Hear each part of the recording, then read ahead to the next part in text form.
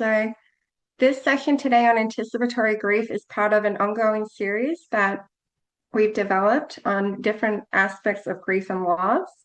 And today's topic is anticipatory grief, which explores the emotional experience of grieving before the loss actually occurs.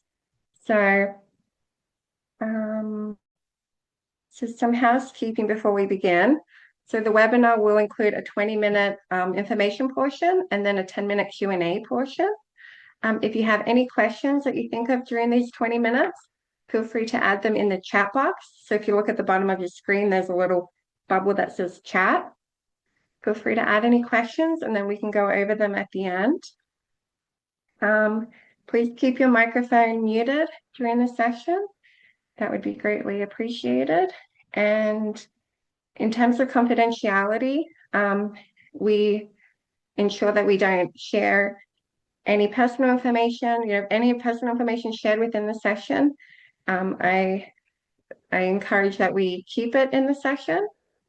And also respecting different perspectives and experiences. We all go through grief differently. And so what somebody might have experienced in their grieving process might be different to somebody else. So if we can respect different perspectives and experiences too, that would be wonderful. And also, if you feel like the content is very emotionally activating and you feel overwhelmed by the content, feel free to step away and take care of yourself. Self-care is very important. And of course, if you're having any technical issues, please feel free to tell us in the chat box as well. But today we'll also be covering all different aspects of anticipatory grief. So what it is exactly, the definition of it, how it can show up emotionally, physically, and importantly, how to cope with anticipatory grief, and also how to recognize that you may be going through anticipatory grief. And then we'll do the discussion piece at the end. So what is anticipatory grief? So anticipatory grief is the grief we experience before the loss actually happens. So it's also known as living grief, preparatory grief, or anticipatory grief or loss. So you're anticipating the loss before it actually occurs. And this anticipation can manifest physically, emotionally, physiologically, and it occurs under a variety of different circumstances. For example, your loved one is seriously ill or declining.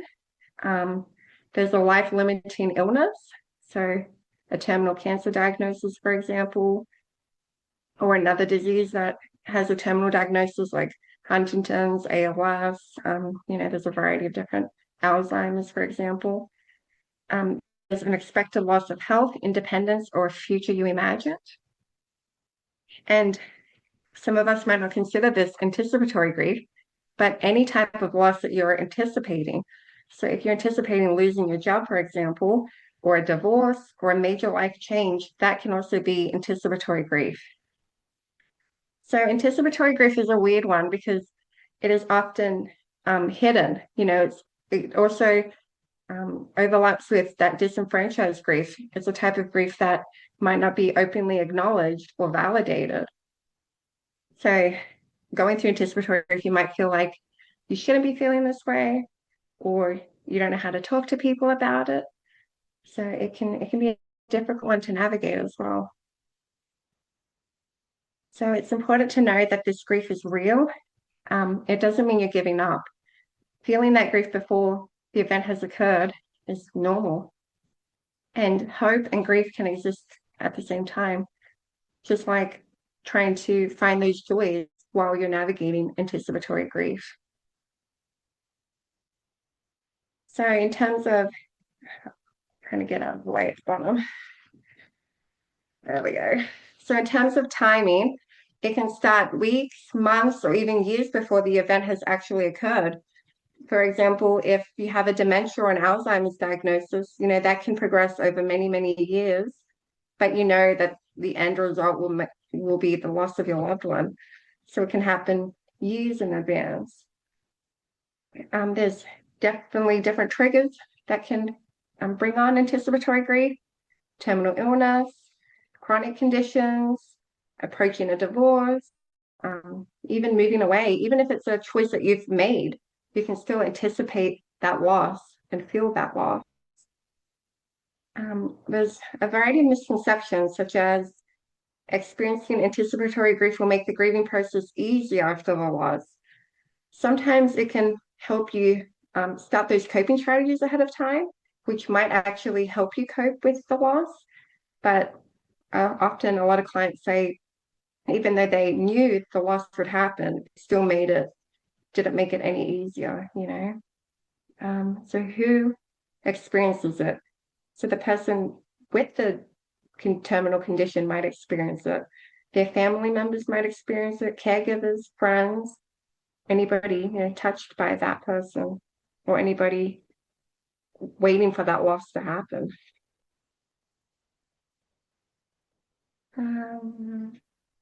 So how can it show up emotionally? So any emotional sign that deviates from the normal could be a sign that you're experiencing anticipatory grief.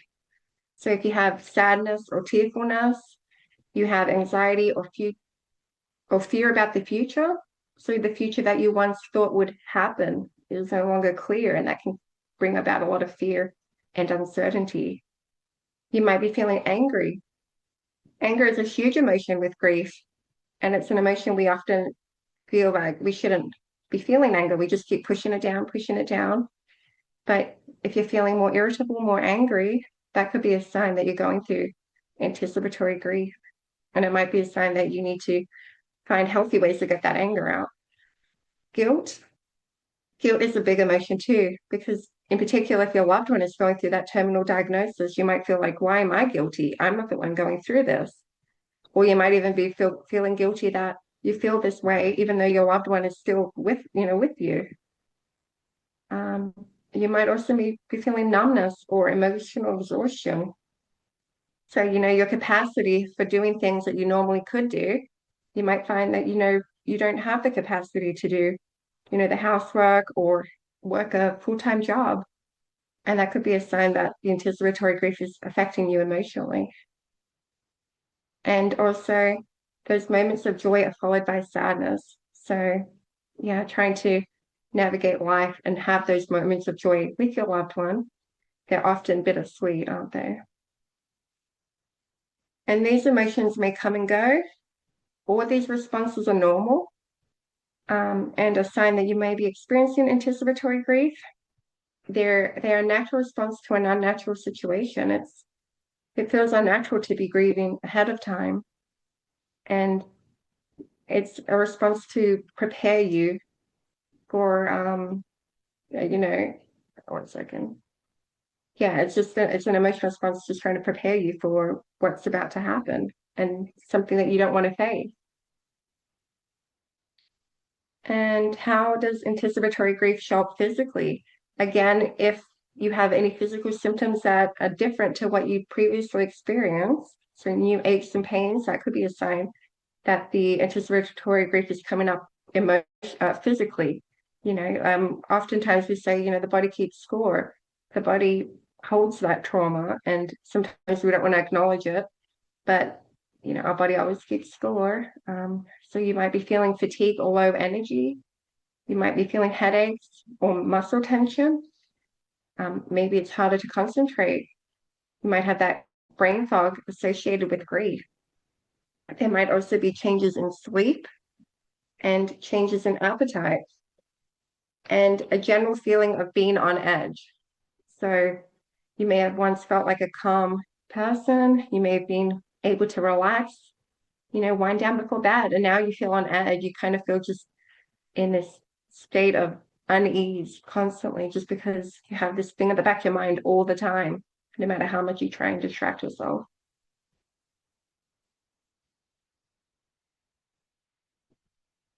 So other signs and symptoms. So you may feel sudden bursts of sadness or anxiety. So it's just like any other type of grief. You've got those waves of grief. So you won't constantly be feeling these waves, but you might be feeling, those waves hit you at different times of day. Maybe there are triggers that bring about those sudden bursts of sadness or anxiety. You might be replaying memories or imagining future moments without your loved one. So, what will Christmas look like this year? What will the new year look like without them? Those can be very difficult. And you might even notice, even though you're not doing this intentionally, you might start to distance yourself from your loved one. I hear often clients, with their loved one in a nursing home going through dementia, they slowly stop going and visiting just because it's too difficult and they want to separate themselves, even though they have so much guilt about that, but it's their way of coping. You might also be feeling lonely, with disenfranchised grief overlapping with that anticipatory grief and feeling like what you're going through isn't validated in society or it isn't very acknowledged. You might be feeling very lonely going through this.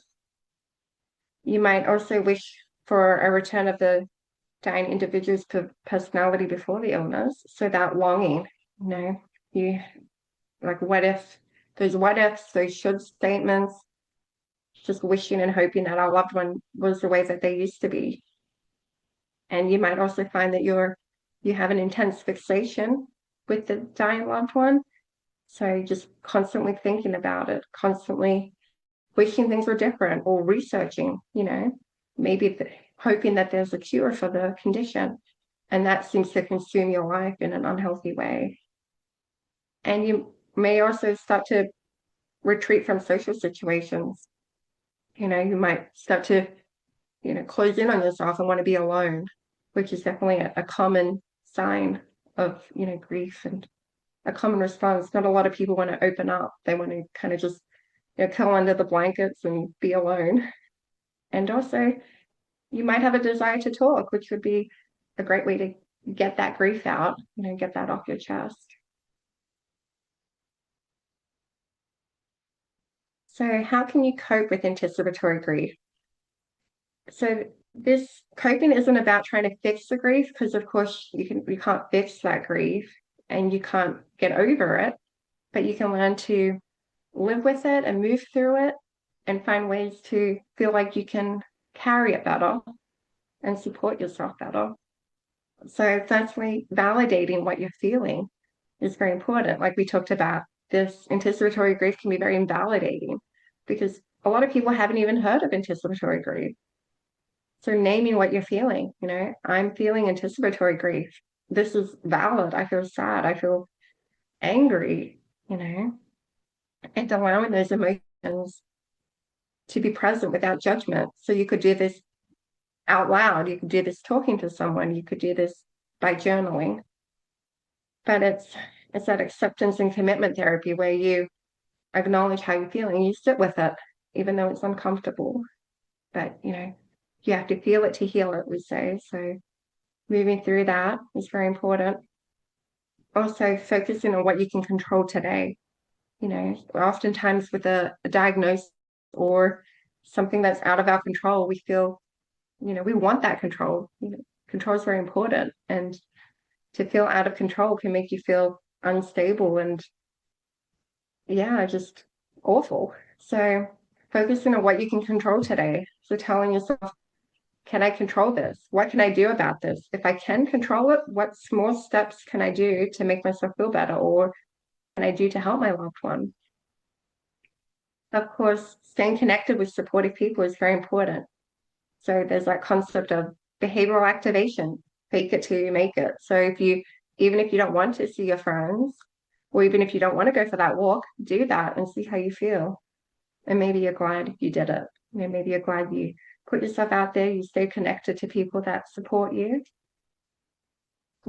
Practicing grounding is very important. So breathing, movement, time outside, those self-care basics, eating well, getting enough sleep, getting enough water, moving your body if you can. And if you feel like you need help, seeking support from counseling. And of course, the Compassionate Grief Center, we've got our grief cafes, which you just drop by, or we have, low-cost counseling options. And journaling. Journaling is very important just to get it out there because often in our head it snowballs, those thoughts we have, and just getting it on paper can be very therapeutic and can help you process those thoughts. And why is it important to acknowledge this grief? So acknowledging anticipatory grief allows you to process your emotions in real time.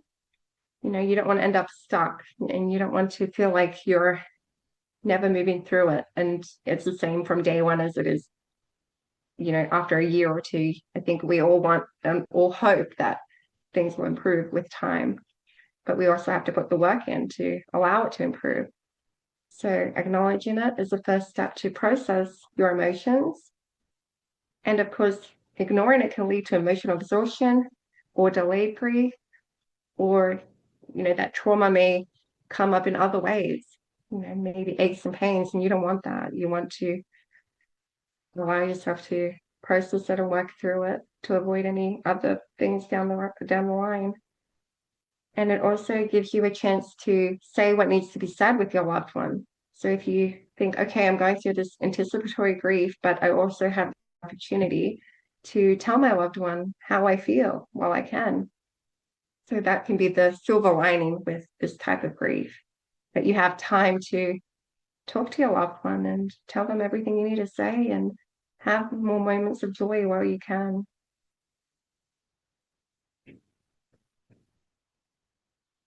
So, yeah. So we're at the discussion portion of the PowerPoint presentation.